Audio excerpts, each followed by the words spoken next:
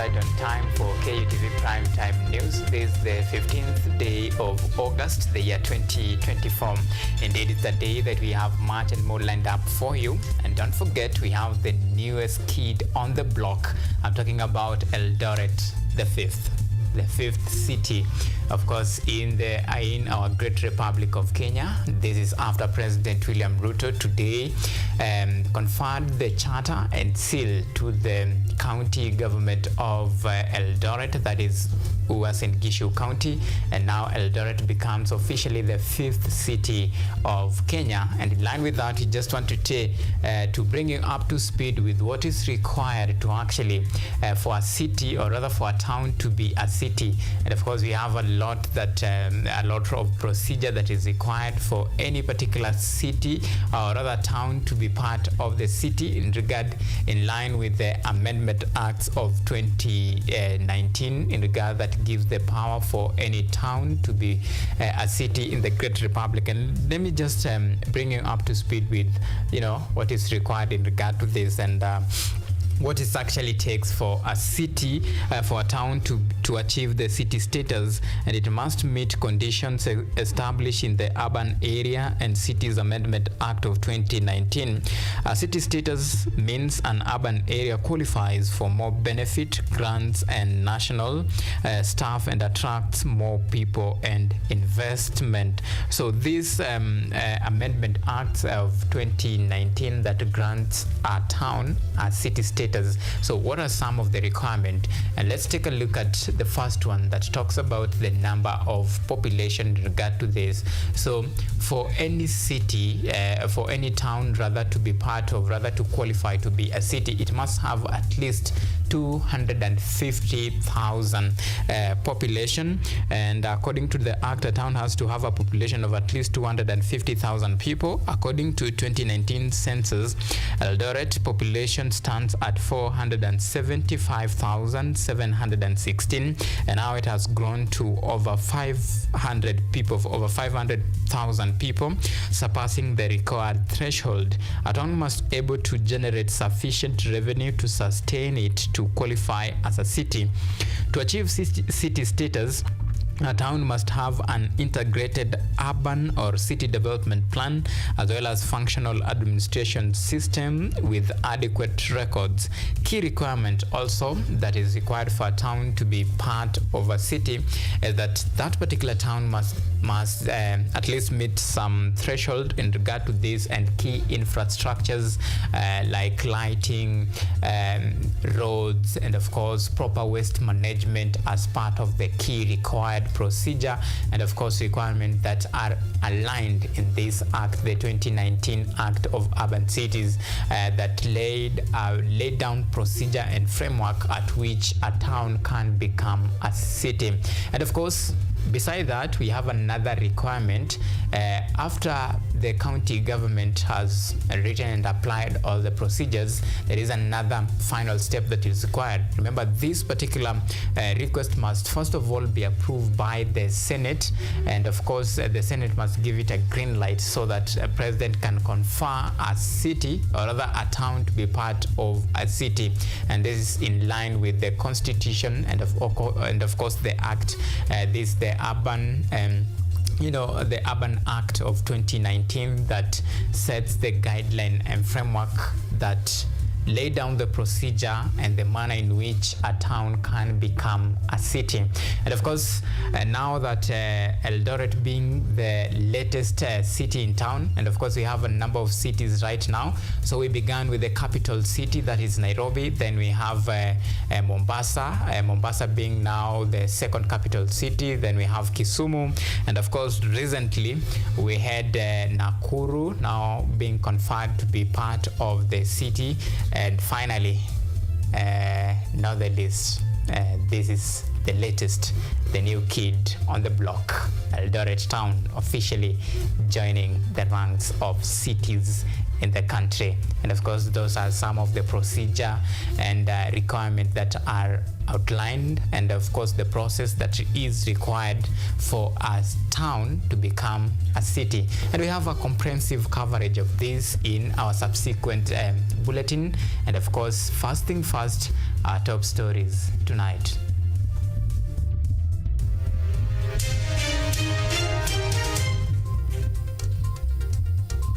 Tonight, the new kid on the block.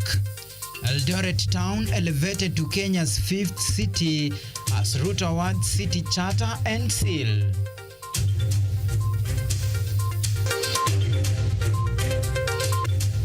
The search for the next police IG. Parliamentary vetting committee vets Inspector of Police General nominee Douglas Kanja. Also tonight, the grant reception. Ruto hosts Kenyan Olympic team to a grant reception in Eldoret. Gold, silver and bronze medalists smile all the way to the bank. And on our special feature tonight, we highlight how Dishina County is keeping pupils in school.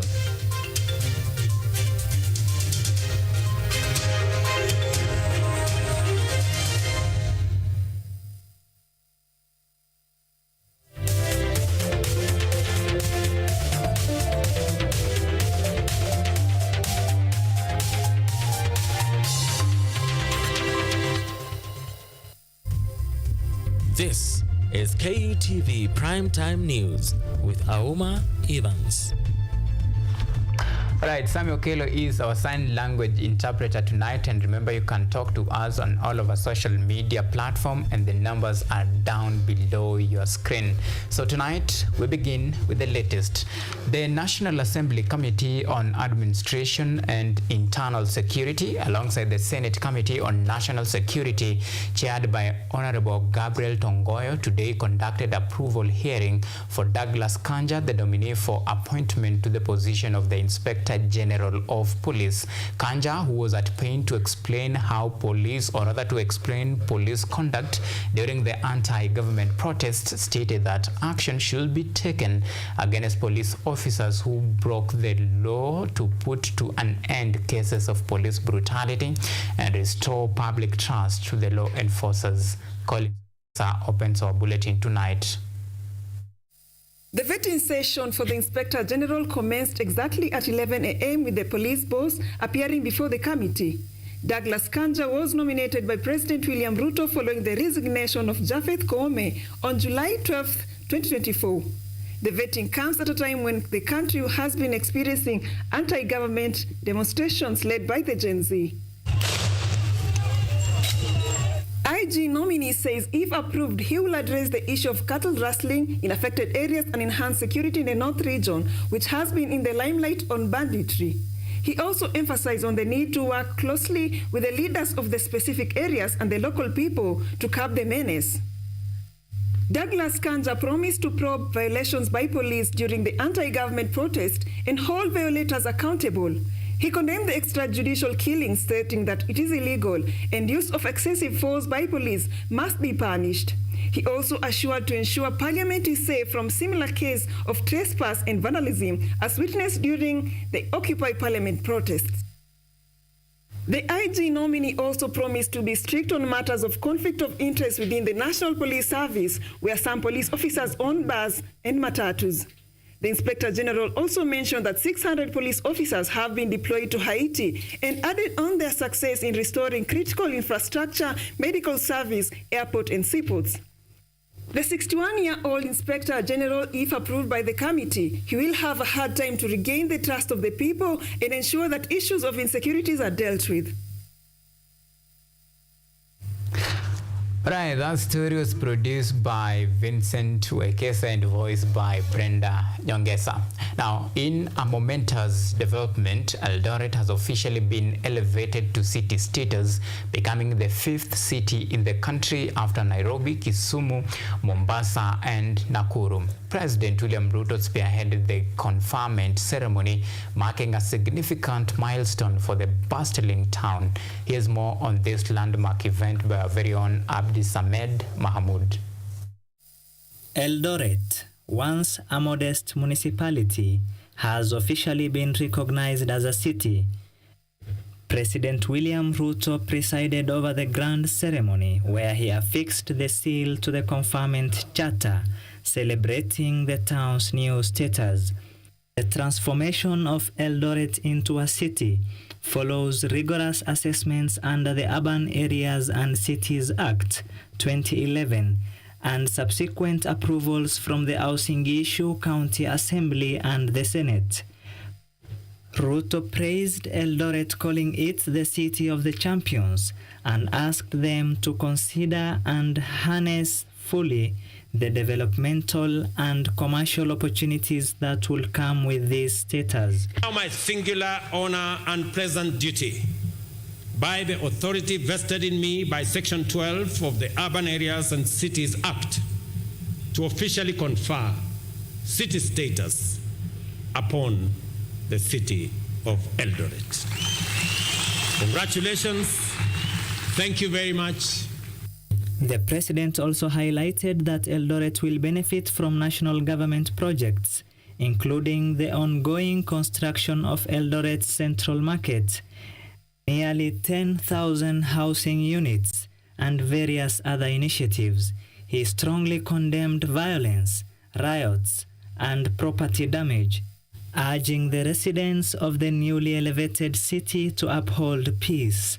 Additionally, he emphasized his recent efforts to establish a more inclusive and broad-based government. Nawaomba tuchunge hii city. Sawa sawa. Hii city isifanyiwe fujo, isiletewe vita, mali isichomeke katika hii town. Watu wa Eldoret, mnanipatia hakikisho kwamba hakuna mtu atachoma hii town yetu? Hebu nione wana wanasema ati mnanipatia hakikisho. Mimi nataka niwaambie, the spirit of destruction, the spirit of violence, we do not want that spirit in the Republic of Kenya. The deputy president echoed the president's call for national unity and development, affirming his support for the president through challenging times. He also urged Eldoret's residents to reject any misleading narratives about his way of work. This comes in response to recent criticisms from Kapseret MP Oscar Sudi, who accused the deputy president of engaging in shareholder and tribal politics. Si mimi nilisimama na huyu rais, siku watu wengine walikuwa na rega. Mliona mimi hamkuniona. Mliniona hamkuniona. Kwa hivyo nyinyi mkiona mtu mwingine anaingilia mimi mnaambia wewe ukwende. Mtamwambia ile mtu mlijua. Mliona akisimama na rais wakati ya shida ni Rigiji. Kweli ama uongo? Mtasimama na huyu rais wetu? Niendelee kumsaidia. Eldoret's transformation from a municipality to a city represents significant progress and potential. As the newest city in Kenya, it offers a future filled with opportunities and growth. Abdul Samad Mahmoud, KUTV.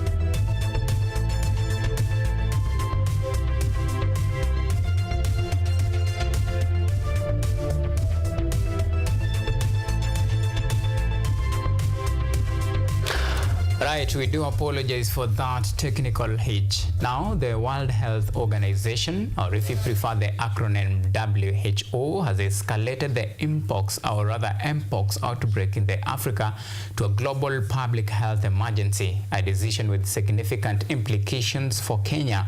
This declaration, which reflects the severity of the outbreak, places Kenya at a critical juncture in managing its public health response mechanism. Monkeypox has been spreading rapidly in Democratic Republic of Congo and has now reached Kenya. Recent reports indicate that about 90 cases of the Aclid 1B strain, which is more severe and deadly than the previous strains, have been identified in Kenya. This development raises serious concerns about the potential for further transmission within the country and across the region.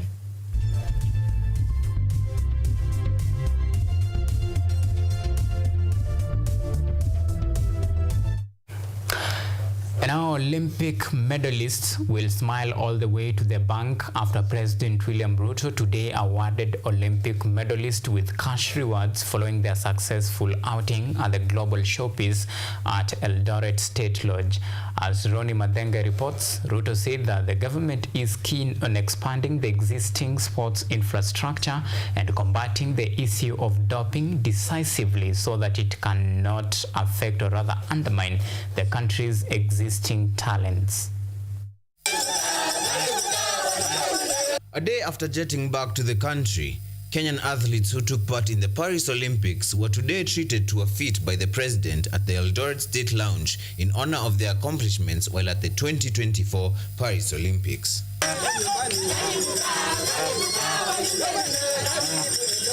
During the ceremony, the president commended the athletes for the work they did in upholding Kenya's reputation as Africa's leading Olympic champions, as he insisted on his previous decision to ensure that the sports fund only benefits no other projects other than those of sports by enhancing sports infrastructure and support. Additionally, the president spoke of sourcing technical expertise, assistance, mentorship, and training for the junior athletes who wished to excel in their respective areas. On behalf of every Kenyan, I am profoundly proud of you and grateful to you, Team Kenya, for taking the heart, soul, and spirit of your fellow countrymen to Paris and shining for our motherland. On his part, the newly appointed Cabinet Secretary for Youth Affairs, Sports and the Arts, Kipchumba Murkomen, commended the works of the athletes, noting that there was a great opportunity in growing in Kenyan brand through athletes. Additionally, the CS noted that his ministry moving forward would be keen in engaging the leadership of various sports federations in the country to ensure that come the next Olympics, Kenya is able to compete in various disciplines. If I was a private investor in Kenya, I would put my money on athletes. I would put my money even for them to wear a cap with a small branding of my company, because the airtime you get is incomparable. Deputy President Rigathi Gachagua continued to celebrate the athletes as he offered a word of advice in his brief speech, urging the medalists to invest their winnings wisely. Just invest and invest well, so that the name that you carry is dignified throughout your life. Among the Olympic gold medalists were Beatrice Chebet, who won both the women's 10,000 and 5,000 meter race, Faith Kipyegon won women's 15,000 meter race, and Emmanuel Wanyonyi, who won the men's 800 meter race. They were all accorded 3 million Kenyan shillings, respective of their wins. Silver medalists, including Faith Kipyegon, who won again the 5,000 meter race, and Ronald Kwemboi, who won the 5,000 meter race for men. They were both accorded 2 million Kenyan shillings for each medal. Bronze medalists, including Mary Moraa for the women's 800 meter race, Abraham Kibiwot for the men's 3,000 steeplechase, Faith Cherotich for the women's 3,000 meter steeplechase, Benson Kipruto for the men's marathon, and Helen Obiri for the women's marathon. They were all accorded 1 million Kenyan shillings for each win. Ronnie Madenge, KUTV. Right, thank you, Ronnie Madenge, for that. Now, Prime Cabinet Secretary Musalia Mudavadi has urged procurement professionals to spearhead sector-specific reforms in response to Kenya's ongoing economic challenges and the government's implementation of stringent austerity measures. Mudavadi, who spoke in Mombasa during the Head of Supply Chain and Procurement Forum, further noted that the government now focuses on avoiding public confrontation that has slowed down economic growth and transformation. While speaking during the Heads of Supply Chain and Procurement Forum held in Mombasa, Prime Cabinet Secretary Musalia Mudavadi highlighted the crucial role of procurement in the country's development agenda. Mudavadi emphasized the necessity for a bottom-up approach to reform, encouraging professionals to actively review and amend the laws governing their sector to better align with the current economic realities. Mudavadi, however, warned that waiting for directives from the top would only slow down the much-needed adjustments, which are crucial for navigating the ongoing economic turbulence. Ideally, you should be helping to ease the pain of the government by ensuring that all procurement processes deliver value for money for the people. Additionally, Mudavadi acknowledged that the severe economic situation has forced the government to make tough economic decisions, including budget cuts on essential public sector programs. These measures, according to Mudavadi, have slowed down the implementation of the bottom-up economic transformation agenda, a key pillar of Kenya's vision for economic and social progress. The situation is so tight that we have been forced to make difficult decisions to keep our country in motion and avoid public confrontation with the people, particularly our youth, who have recently expressed their displeasure about the cost of living and lack of jobs through public demonstrations. While calling on the sector to help the government further its development agenda, Mudavadi urged the procurement professionals to follow the laid-out procurement laws to fend off corruption. The procurement heads were also urged to address systemic weaknesses and loopholes in the procurement systems. You must rise above the 10% cut label that is synonymous with the procurement practice. Weed out bureaucrats, suppliers, and procurement officers engaging in corrupt practices such as bribery, embezzlement, kickbacks, and tender rigging that undermine transparency and fairness. Mudavadi also addressed the growing public dissatisfaction over the high cost of living and lack of job opportunities, which have led to widespread demonstrations, particularly among the youth, noting that the government efforts to avoid public confrontations have further slowed the pace of transformation. Yvonne Kemuma, KUTV.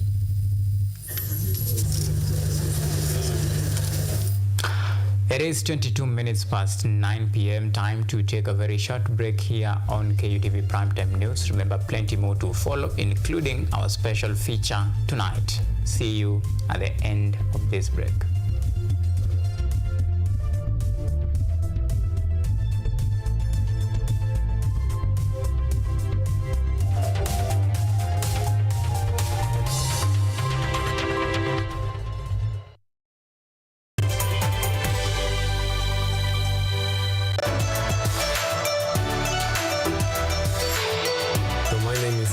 I'm Associate Professor in the Institute of Philosophy of Jagiellonian University in Krakow, Poland, and I'm the main coordinator of the Cafe project, which is being here hosted by Kenyatta University.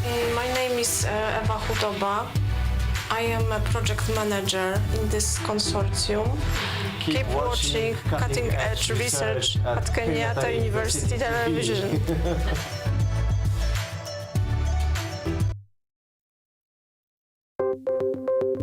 Maelfu na maelfu ya wahamiaji wakiwa na watoto kutoka nchi za Amerika ya Kati wanaendelea kuwasili kwenye mpaka kati ya Marekani na Mexico. But folks, I'm going. Thank you very, very much. I appreciate it. Thank you. Ni habari kutoka pembe zote duniani. Pepo pasi vuguvugu. Pepo pa ni idea. Sazidi ananyonya, hanyonyi vizuri, anakuwa hayuko comfortable. jeshi la Jamhuri ya Kidemokrasia ya Kongo linapambana na waasi wa ADF.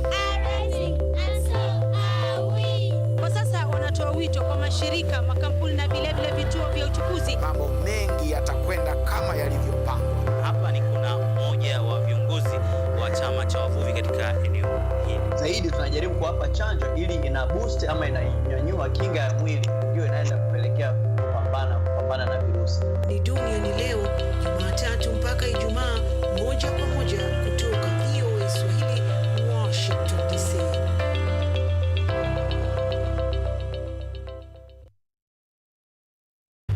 From the hospital corridors, we bring you experts to discuss issues affecting your health, from diet to mental health.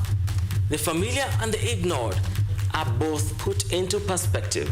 We then dive into the environment and look at the effects of climate change and its solutions. Join me, Mutegi K. Martin, every Friday at 9 p.m. as we learn on how to better our health while taking care of our environment. Only on KUTV.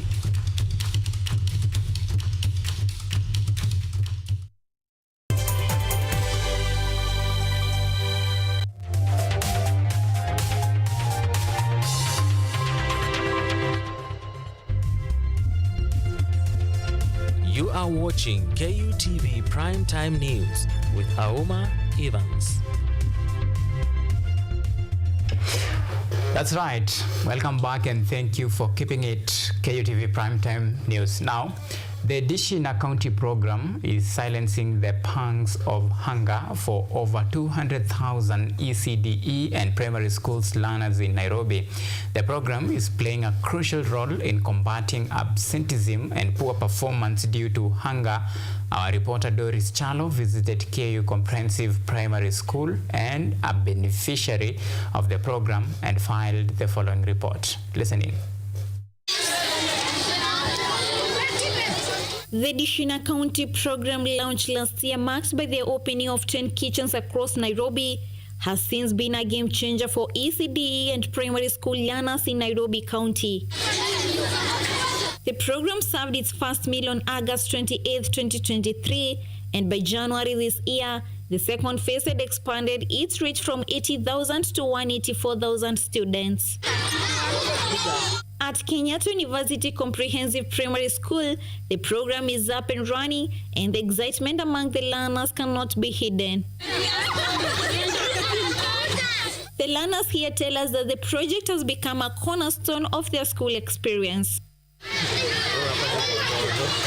And as Justin Omuti, the school president, explains, all these benefits are thanks to a digitalized technology dubbed Tap to Eat, where students can pay for their meals anywhere and get served at their schools.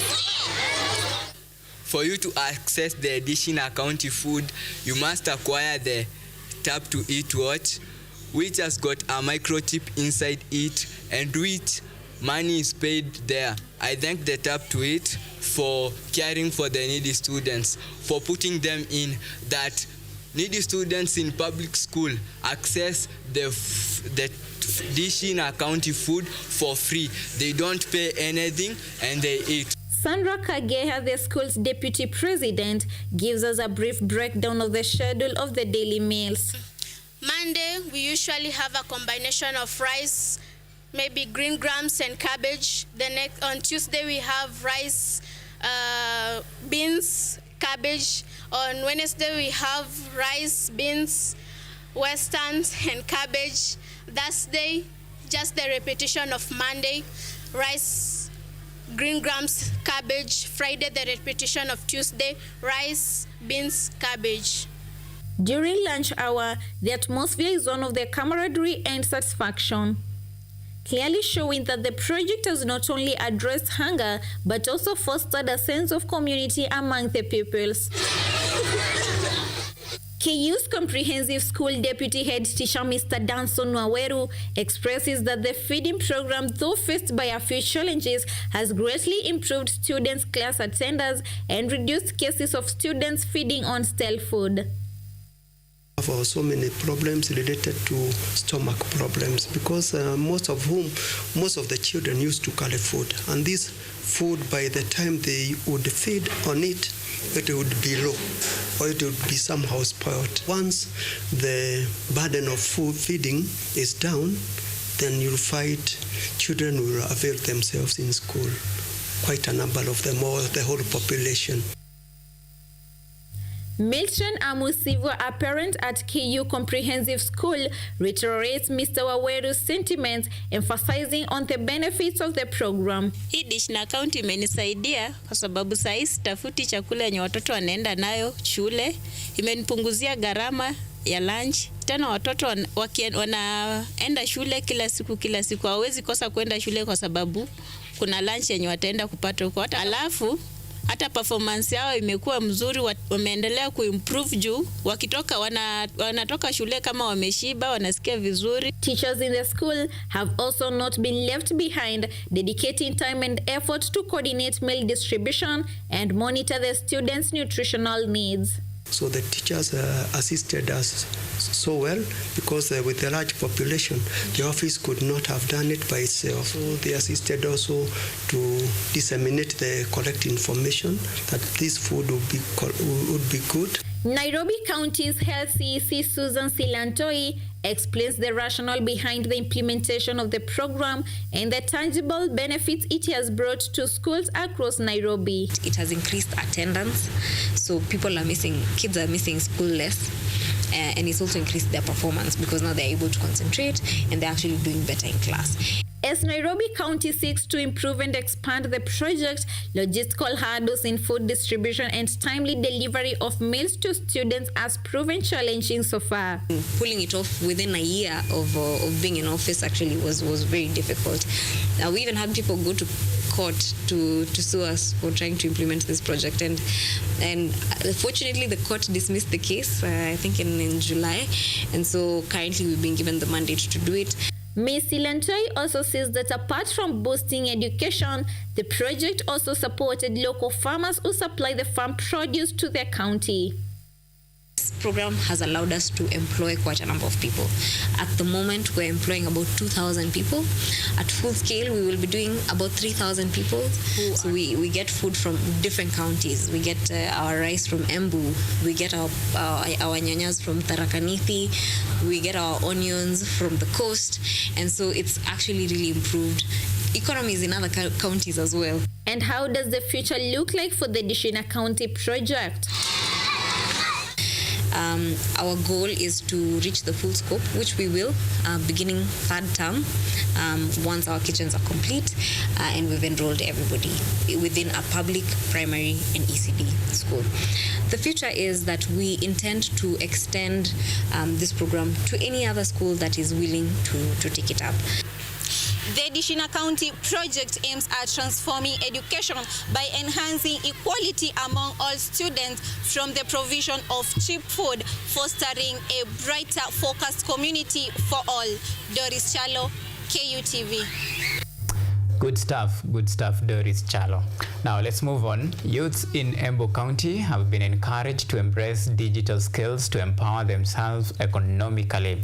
Leaders speaking at Makima Primary School in Mwea Sub-County highlighted the vast opportunities available in the digital space that young people can utilize for self-reliance and growth. Take a look.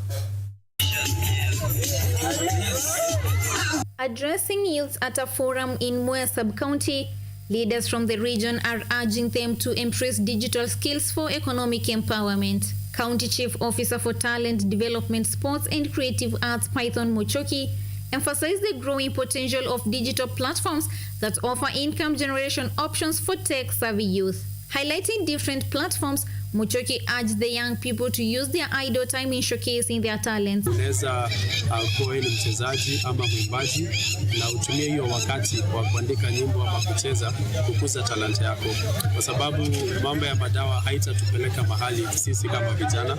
So my advice for them, wacha wajihusishe. So Meta kupitia hiyo pia kampuni yao ya Facebook tuliona ilikuwa ni wiki ambayo imepita, wameweka Kenya kama nchi moja ambapo kijana anaweza fanya kitu inaitwa monetization ama kutumia akaunti yake ya Facebook kuweza kupata pesa. Makima Ward MCA Philip Zangi echoed these sentiments, encouraging them to form groups and take advantage of the 30% government procurement opportunities.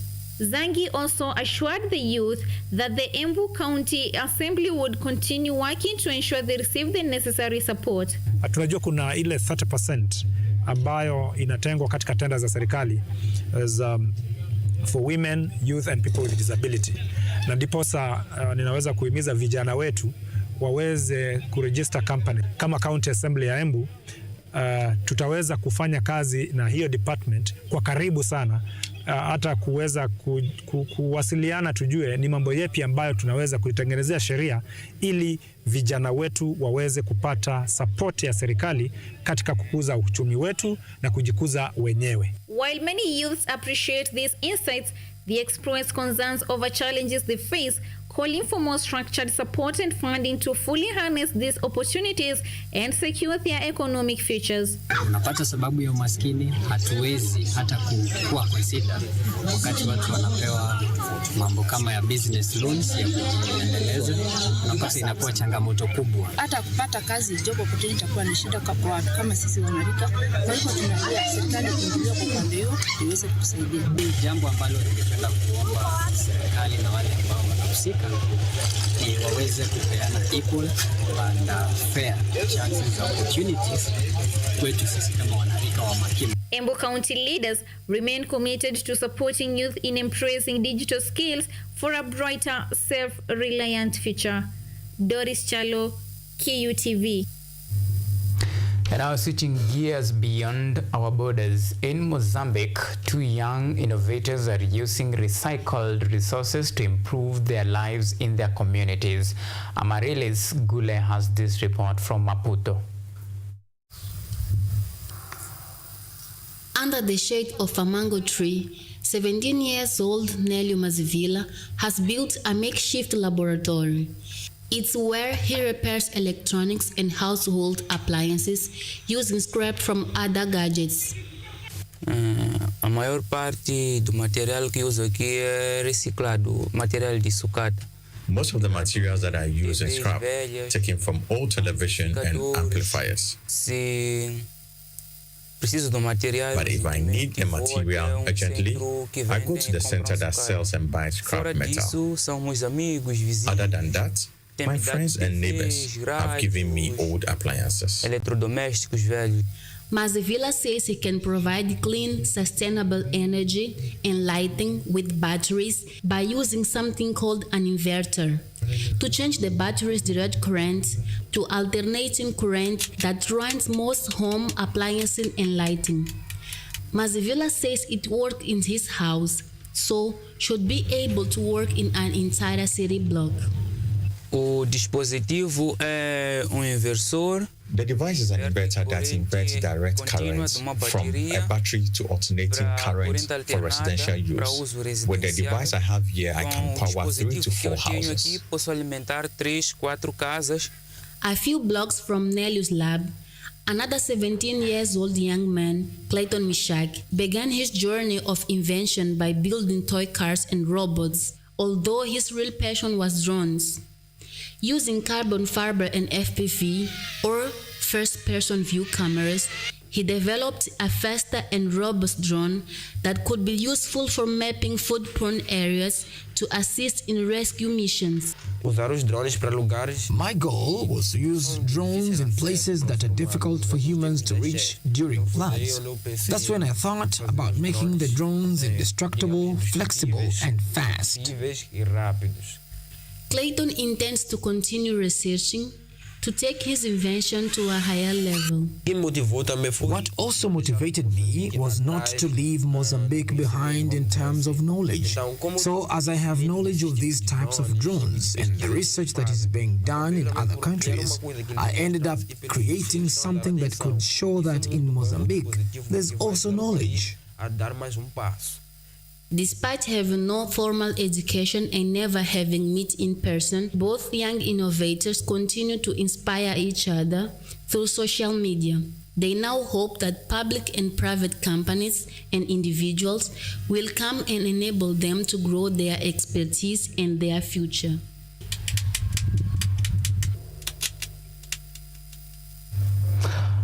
Right, we take another very short break. Up next, sport news.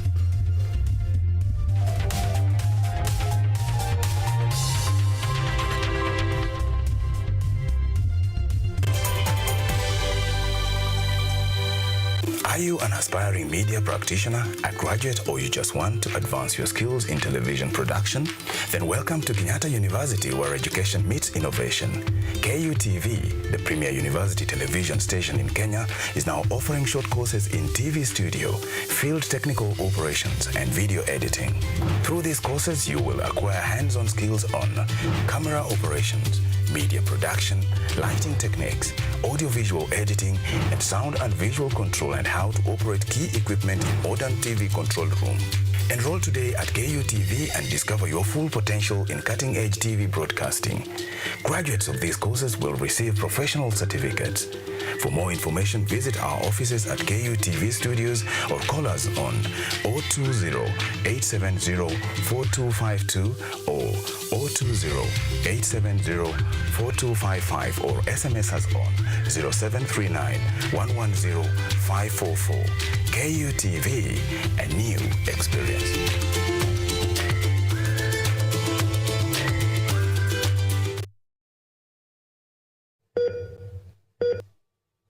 Are you healthy, or rather, do you maintain a healthy lifestyle?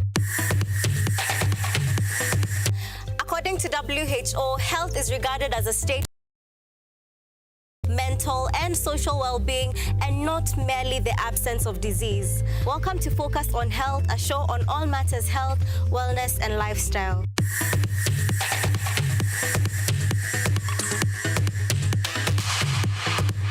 On this show, we cover a wide variety of topics inclusive of, but not limited to, dental, optical, mental, reproductive health, and so much more. Join me, Joy Bofenda, every Thursday at 7:30 p.m. on KUTV for compelling insights and discussions on all matters health. See you then. Focus on Health, your weekly dose of health and wealth information on KUTV.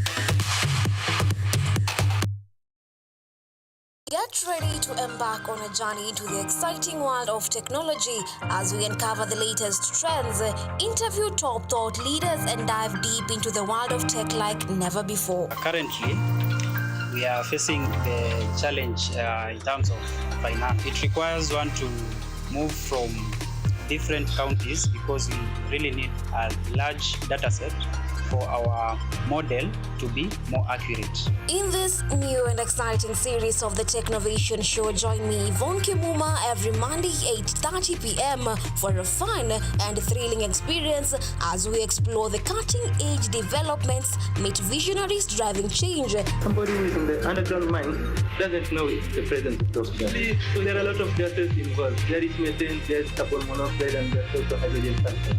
These gases actually, they are very dangerous and they are very toxic. And discover the endless possibilities of the tech world.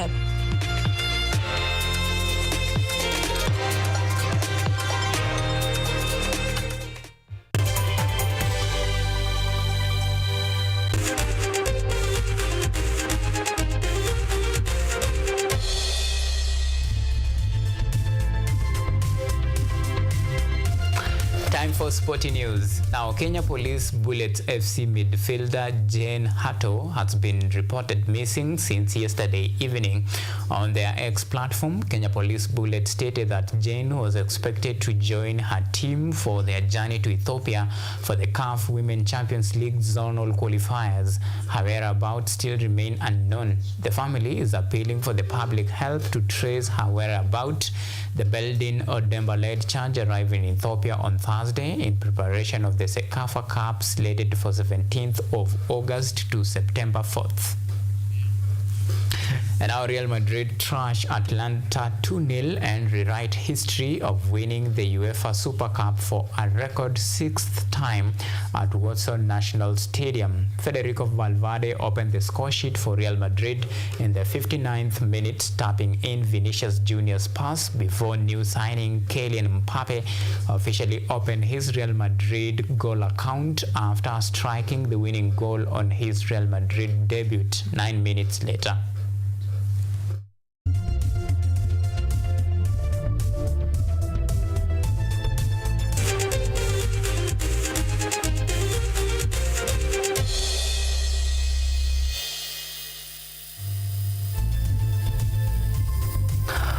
That's a wrap.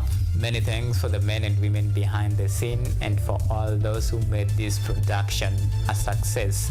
My good name is Auma Evans. Samuel Kelo has been our sign language interpreter tonight. Until next time, do have a lovely night and God bless Kenya.